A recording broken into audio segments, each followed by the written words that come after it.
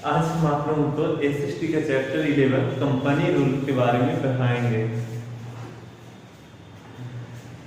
आपको बताएंगे किस तरह से वाणिज्यवाद की दृष्टिकोण से वाणिज्यवाद के क्षेत्र में हम लोग या हमारा देश आगे बढ़ा। एक समय बिल्कुल एक मात्र मकसद था अलग अलग देश में विकास करने का व्यापार। एक देश से दूसरे देश में व्यापार शुरू करने की बिल्कुल होड़ सी मच गई थी। एक देश से दूसरा देश क्या, अलग अलग महादेश से लोग आते थे, दूसरे देश व्यापार करने के लिए आते जाते थे। उसके बारे में बताएंगे किस तरह से शुरुआत हुई, कैसे पता चले कि इस दुनिया में अलग अलग स्थानों पर अलग अलग कंट्री सिचुएटेड है, लोकेटेड है। लेकिन उससे पहले आप लोगों से छोटा सा रिक्वेस्ट है, आप लोग अपने लिए प्लीज बुक खरीदें। जितना जल्द बुक खरीदेंगे पढ़ने में उतनी आराम होगी। और वीडियो को सब्सक्राइब कर दीजिएगा ताकि हमें वीडियो बनाने में ज्यादा से ज्यादा मदद मिल सके। आप लोग आज आपका देश, आपका राज्य बिल्कुल विकट परिस्थिति से गुजर रहा है, एक वैश्विक महामारी से गुजर रहा है। लेकिन इस विकट परिस्थिति में हम लोगों का परम कर्तव्य है अपने घर पे रुकें और घर पे ही अपना जब तक ज्यादा से ज्यादा जरूरी ना हो, घर से ना खुद निकले ना दूसरों को ही निकलने दे। हम आप लोगों के बीच आए हैं थोड़ा दूर से, इसलिए क्योंकि इस महामारी में भी आप लोगों का पढ़ाई ज्यादा बाधित ना हो, आप लोगों की शिक्षा में कमी ना आए। चलो ज्यादा ही नहीं सही, थोड़ा बहुत ही पढ़ पाए, इस मकसद से लेकर आए हैं और वीडियो बनाने का कार्य किए हैं। आप लोग प्लीज अपने धर्म का पालन करिए, अपना मुख निकालिए, पीछे पढ़ाए हुए पढ़ी हुई चीजों का रिपीट करिए और नए चीज अगर कुछ सीखने का मौका मिलता है तो उसे दोनों हाथ से पकड़ने का कोशिश करिए। अब आप लोग क्लास 8 के स्टूडेंट होने वाले हैं और शायद अगर ये महामारी नहीं आती तो आप लोग क्लास 8 में कल ही आ गए होते। और आप लोग को भी पता है, आप लोग क्लास 7 में कुछ पढ़े हैं और उसी चीज को आगे बढ़ाने के लिए आगे पढ़ेंगे क्लास 8 में। और क्लास 8 का ही बुक लिए हुए हैं, चैप्टर 11 हिस्ट्री का पहला पार्ट है, जिसके बारे में हम लोग बात करेंगे कंपनी रूल के बारे में। फिर से रिक्वेस्ट करते हैं प्लीज जितना जल्द हो सके, जितनी जल्दी बुक आप लोगों के पास अवेलेबल होगा उतने ही ज्यादा पढ़ने और पढ़ाने दोनों में मजा आएंगे। क्योंकि कोई भी प्रॉब्लम, कोई भी क्वेश्चन आंसर नहीं बनेगी तो उसका एकमात्र उपाय है आप बुक रखेंगे, नीचे कमेंट बॉक्स में कमेंट करेंगे, हम आप लोगों को प्रॉब्लम का सोल्व करने का भरपूर प्रयास करेंगे। आते हैं, चलिए शुरू करते हैं अपने चैप्टर।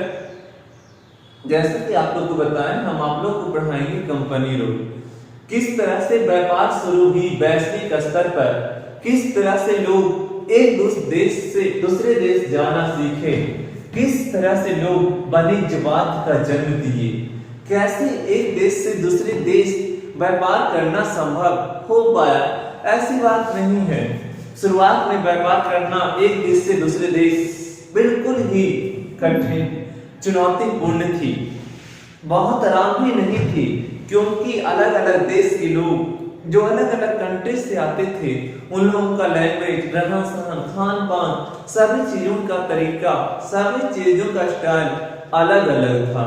उसके बाद कौन सी रास्ता से जाएंगे, जाने के लिए क्या साधन हो, क्योंकि बहुत सारे देश जाने के लिए समुद्री रास्ता का प्रयोग करना पड़ता था, सूखी भूमि तो होती नहीं थी, तो बड़े बड़े महासागर को पार कर एक देश से दूसरा देश जाते थे, एक महादेश से दूसरे महादेश में एंटर करते थे। रास्ते में बड़े बड़े महासागर, ऊंचे ऊंचे पहाड़ लोगों की परीक्षा लेते थे, लोगों को जर्नी करने से थोड़ा सा रोकते थे। लेकिन वो कहता है ना, आवश्यकता आविष्कार की जननी है।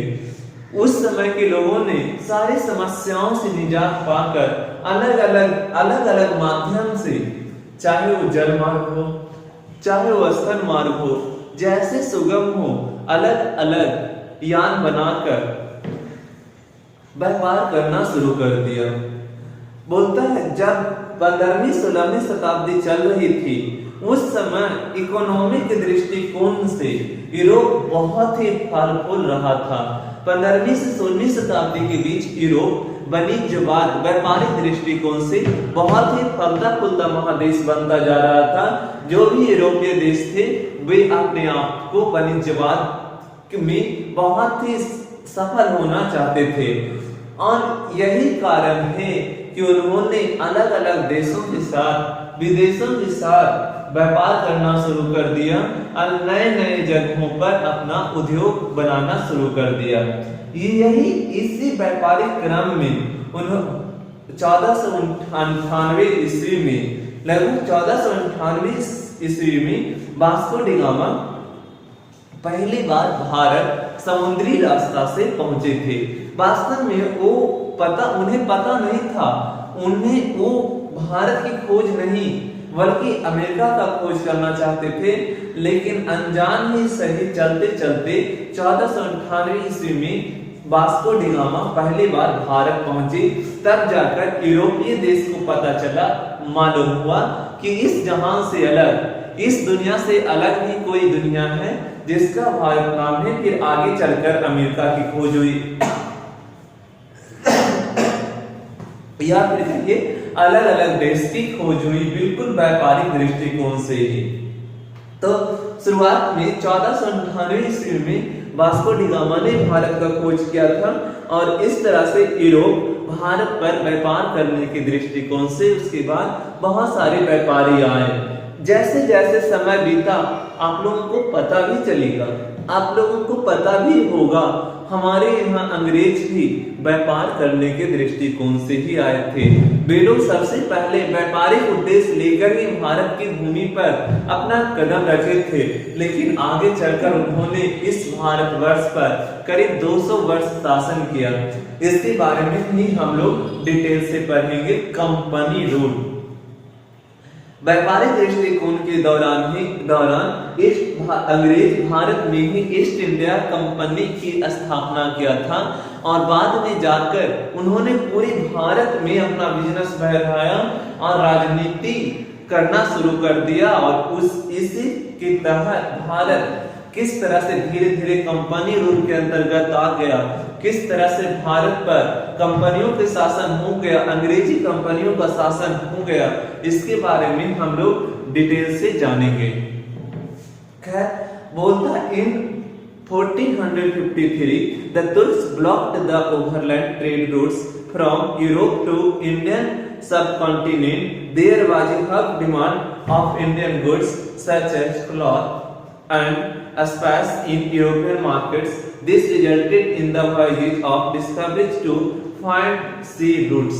बोलता 1453 ईस्वी में तुर्की लोग जो थे भूमि के रास्ते से जो व्यापार होता था विदेशों में, वो उन्होंने बंद कर दिए, और उस समय भारत से भारतीय सामान जैसे कपड़ा, कीमती हीरे या अलग अलग चीजें यूरोप के बाजारों में बहुत सारे बिकते थे। यूरोप के बाजार में भारतीय सामान की मांग बहुत थी। इसी कारण जब तुर्क देश के लोगों ने जमीन की रास्ता जो स्थल मार्ग है वो बंद कर दिया, पूर्ण रूप से ब्लॉक कर दिया, तो यूरोपीय देश ने जल मार्ग का पता लगाया, जल मार्ग से व्यापार करने का सोचा। यही परिणाम है कि उस समय जो भाई थे उन्होंने समुद्री रास्ता का पता लगा लिया। बोलता 15वीं से 16वीं शताब्दी के बीच जो वाणिज्यवाद था और यूरोप के इकोनॉमिक पॉलिसी के रूप में उभरा, एक इकोनॉमी बिल्कुल अर्थव्यवस्था के रूप में उभरा। इसी के तहत it meant that a country should make enormous profit in overseas trade by protecting its interest against foreign competition. बोलता है यूरोप के जो देश थे और भी दूसरे देशों की तुलना में भारत के सामान से ज्यादा प्रॉफिट कमाना चाहते थे, ज्यादा लाभ कमाना चाहते थे। इसी के तहत the world merchant in related to a business enterprise that makes profit primarily through trade buying goods cheap and selling them at higher price। इसी क्रम में उन्होंने भारत से सस्ते सामान खरीदकर विदेश में महंगा व्यापार करना शुरू कर दिया। इस तरह से व्यापार करना शुरू कर दिया। वे लोग भारत से सामानों को सस्ते सामान पर लेते थे और वही सामान को विदेशों में जाकर ऊंचे दामों पर बेचते थे। और उस समय बोलता है mercantile trading companies in those they made profit primarily by excluding competition so that they could buy cheap and sell dear। The competitions could be from the other companies of one's own country और of other country. बोलता है उस समय company के बीच जो कंपनियां हुआ करते थे, अलग अलग व्यापार की अलग अलग कंपनी, अलग अलग देश की अलग अलग कंपनी, उन सभी कंपनी के बीच कंपटीशन चला करता था। उन सभी के बीच सभी कंपनियों के बीच आगे निकलने का दौर हुआ करता था, आगे निकलने की सोचते थे और इसी क्रम में उन्होंने व्यापार का बढ़ावा दे दिया। नेक्स्ट हम लोग आगे क्लास में पढ़ेंगे किस तरह से भारत पर ईस्ट इंडिया कंपनी की शुरुआत हुई, स्थापना हुई और किस तरह से अंग्रेजी शासन धीरे धीरे व्यापारिक माध्यम से राजनीतिक माध्यम शुरू होते हुए भारत पर संपूर्ण राज्य स्थापित कर लिया। इसके बारे में डिटेल से जानेंगे अगले वीडियो में। उससे पहले छोटा सा रिक्वेस्ट है, प्लीज आप लोग जितना जल्द हो सके बुक खरीद लें ताकि हमें पढ़ाने में और भी सुलभ हो सके। धन्यवाद।